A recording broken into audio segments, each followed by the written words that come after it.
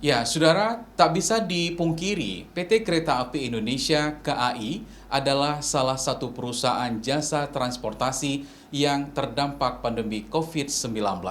Akibatnya, jumlah perjalanan kereta api sangat berkurang yang berdampak pada anjloknya jumlah penumpang.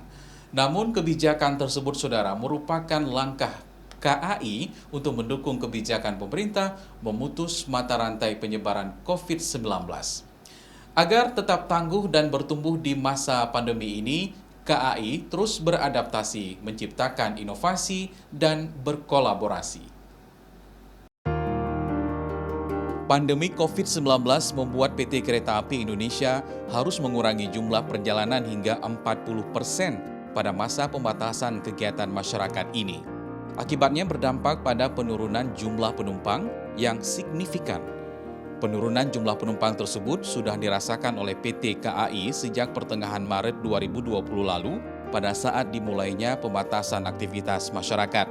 Seperti rata-rata harian penumpang kereta api jarak jauh yang turun hingga 91% dibanding rata-rata sebelum pandemi. Di masa pandemi COVID-19 saat ini, Kereta Api Indonesia terus melakukan berbagai upaya agar perjalanan kereta api sebagai transportasi rakyat ini tetap bertumbuh di tengah pandemi. Pandemi memang menuntut KAI untuk terus beradaptasi. Dengan penerapan protokol kesehatan yang ketat, penyediaan rapid test antigen, hingga menyediakan vaksinasi gratis bagi penumpang dilakukan PT KAI demi untuk menjamin keselamatan dan kesehatan penumpang. Di masa pandemi ini, kereta api tidak memperlakukan layanan khusus ya, cuma memang guna mendukung protokol kesehatan yang telah ditetapkan pemerintah dan oleh perusahaan dalam hal ini KAI. PT KAI itu di stasiun Medan, Tebing Tinggi, Rantau Rapat, Tanjung Balai, dan Siantar, serta Kisaran membuka layanan kios dan antigen. Untuk menjaga keberlangsungan perusahaan di masa pandemi, PT KAI melakukan optimalisasi di bidang angkutan barang.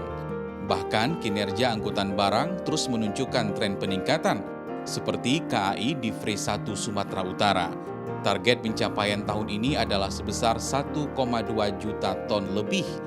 Target tersebut terus dikejar dengan kerjasama dengan berbagai pihak untuk mendorong pertumbuhan angkutan barang.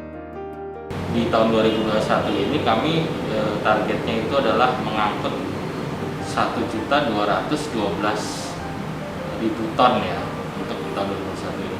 Kami sedang mengupayakan untuk angkutan-angkutan baru. Kami menjajak kerjasama dengan berbagai perusahaan, baik itu BUMN dan pihak swasta untuk mendorong pertumbuhan angkutan barang di kawasan Sumatera Utara khususnya. Sementara itu, langkah KAI lainnya dalam meningkatkan pendapatan di tengah pandemi adalah dengan mengoptimalkan pengusahaan aset melalui bisnis komersialisasi non-angkutan, yaitu kerjasama pemanfaatan aset PT KAI, seperti beberapa aset di wilayah kerja PT KAI di Free 1 Aceh.